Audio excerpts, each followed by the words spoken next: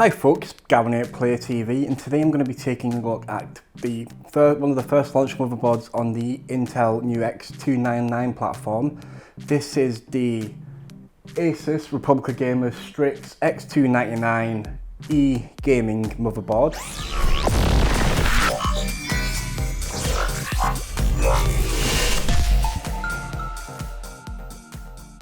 It obviously features support for KV-Lake-X and skylake-x processors as well. And launch price in the UK is around £300, although prices can obviously fluctuate up and down depending on the current trends of the market. So a lot of features about this board. It's the latest and greatest ROG STRIX branded motherboard, and it follows quite closely from the X299 STRIX board, which did actually look really good, and this board looks very good too. With very good I/O plate heatsink, which has RGB built into it as well, all the way down to the M.2 heatsink, which is obviously built into the PCH heatsink of the board. And what this does is it offers greater heat dissipation in terms of temperatures.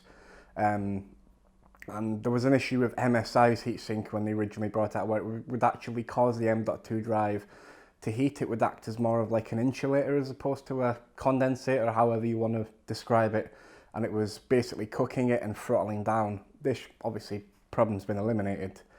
It has ROG Aura RGB lighting, so obviously there's lighting in the IE shroud and the center of the board with the ROG logo, but you also have the new Aura addressable RGB header as well, so you can link them up together. ASUS have included an 80cm, or should I say not 80cm, yeah, an 80cm extension cable in the box, so you can obviously, you know, use it on the motherboard and you can route it around however you want.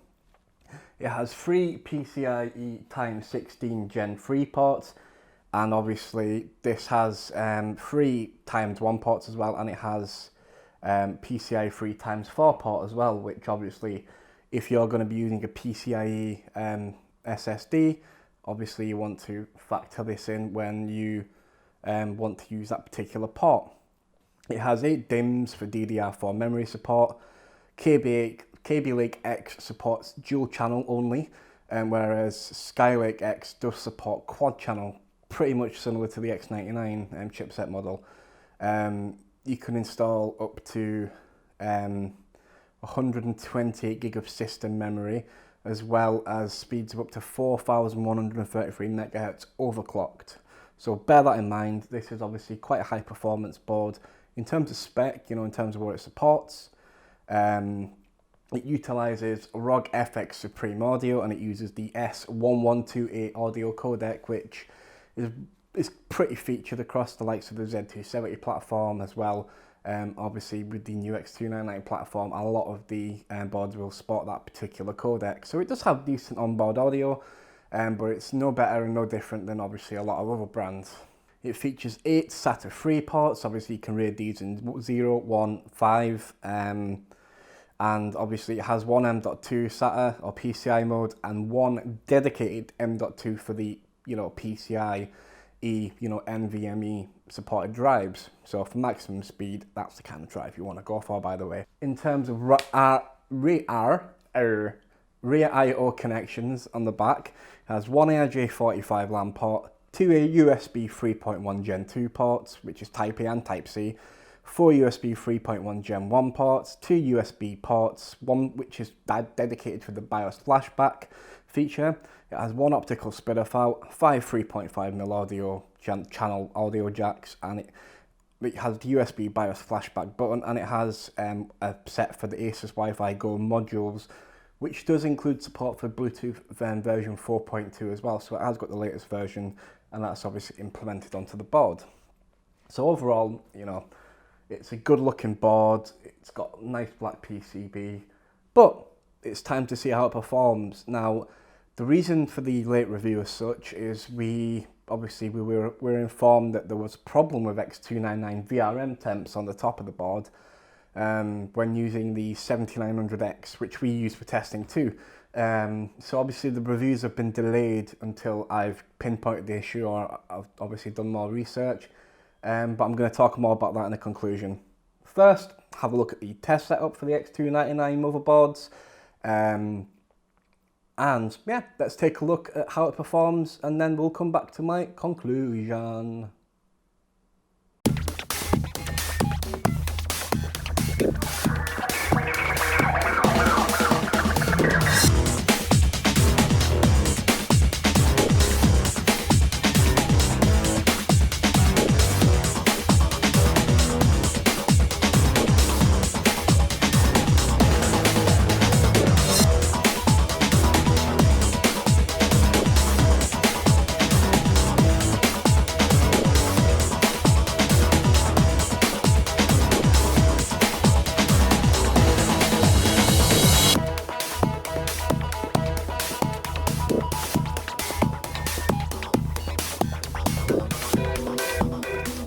So, the X299 Republic Gamers E Gaming, the Strix E Gaming should I say, it's been on the test bench, and performance wise it's actually really good.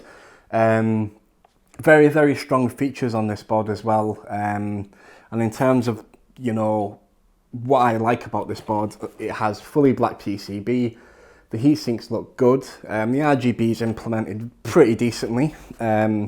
Now, obviously, this particular board and the X299 Prime are virtually the same board, and this has been confirmed by TTL, Tiny Tom Logan, OC3D, you know who he is, confirmed this in this video. So this is virtually the gamer-clad version, the version that the gamer who likes aesthetics and fancy lights, RGB and all that malarkey, then this is the board to go for. But if you want something more plain looking, maybe white and black, I think it's white and black, then look for the Prime. So, in terms of what I like about this board, it's a decent price for an enthusiast level board. It's obviously aimed at HEDT users, so it's looking at power users, people who want to utilize multi-core, multi-thread systems, likes of the 10 core, which we've tested this on.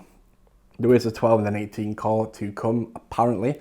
But yeah, the M.2 heatsink is a very good idea, and it's a very solid heatsink as well. So heat dissipation is going to be no problem at all, providing you've got good airflow in your case. Obviously, airflow in any situation is key for system temperatures, for your graphics card, CPU, and not to mention your VRMs and your PCH. It works perfectly with our i9-7900X processor. So perfectly, in fact, that I like this board in general. There's plenty of cooling options. There is 7 4-pin PWM automatic headers, not automatic, sorry, regular PWM headers. So you can use them, and you know, for the likes, they are signposted, if you can say signposted. They are obviously got indicators on them, for the likes of the water pump, things like fans, CPU fan, etc. So you've got a range up the top, and you've got some dotted around the board as well. When using a skylake-x processor, this is obviously Crossfire and NVIDIA SLI capable. When using the skylake-x chips, it only has 16 PCI lanes. Yeah, you're going to use a GPU, and that's it, one really. You can times it, but yeah, you want to get the better i9 processor anyway. Things I don't like about it, it's a little bit more expensive than I would have liked to have seen.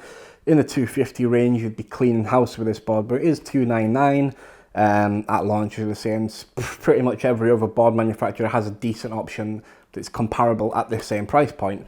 For a Strix branded motherboard, it's absolutely fantastic. It performs well, it looks brilliant, and yeah, it's time to talk about the VRM issue. Now, obviously, this particular board is a culprit for it. But my general response to the VRM issue is obviously it is there, but under a specific set of parameters, and the parameters that you're never likely to even use on this. It's a certain, you know, set of tests from Prime 95 that did yield up to over a 400 watt draw on the, you know, the power connectors. So obviously boards with 8 pin plus 4 pin are more desirable. Ones are just an 8 pin, and you're going to be using a power hungry CPU like the 10 core 7900X, then obviously I'd swing more towards boards that have 8 pin and a 4 pin for the extra power, for the VRMs, better stability, and it spreads it a little bit more as well. In terms of the actual VRMs itself, I tested the chip After watching, I was chatting to DeBauer, I was also chatting to Tom Logan on Facebook about this via a post I made. They both have confirmed it. I can't confirm it due to the temperature of the CPU. So in my opinion, this board is absolutely fine, and the VRMs are only an issue in a certain circumstance, and a circumstance you are probably never ever going to use. And bearing in mind, when you overclock a 10-core CPU to 4.6 gigahertz and beyond, it is going to be pulling a lot of power. More power generates heat. So there you go, that's pretty much it. But I would like to thank ASUS ROG Gamers for sending the STRIX E GAMING X299 motherboard in for review. In terms of awards, it gets a gold award. Obviously, I love the PCH/M.2 heatsink implementation. It feels really good, it's smooth. It feels really premium. I do like the RGB implementation on the board, and it obviously performs well with our Intel i9-7900X processor. So yeah, I've been Gavin from Player TV. Hit the subscribe button, hit notifications, little bell button to know when our videos go live, because I'm trying to get 2 a week out. Leave a like, leave a comment. Are you concerned about the VRM temperatures at all, or do you think that it's a load of baloney over absolutely nothing? It's pretty bubble living orientated, but no disrespect to Roman and no disrespect to Tom Logan whatsoever. What they've done is paramount to this community in terms of, informing us, and obviously I couldn't replicate that, and that would probably indicate that most users won't be able to replicate that either. So yeah, thanks for watching, and ciao for now.